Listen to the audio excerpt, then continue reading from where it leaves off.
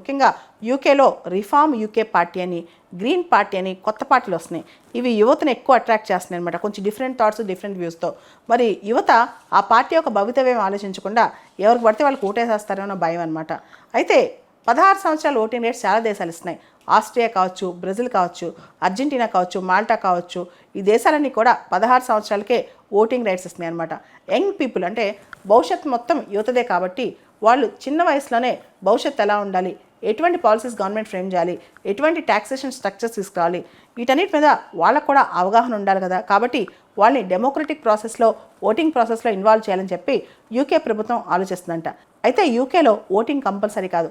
మనం రీసెంట్గా యూకేలో చూస్తే కనుక 2014 యూకే జనరల్ ఎలక్షన్స్లో ఓటింగ్ టర్నౌట్ కేవలం 59.7% అంట. అంటే ఓటర్స్ ఇంట్రెస్ట్ చూపించట్లేదు వచ్చి ఓట్ వేయడానికి కూడా.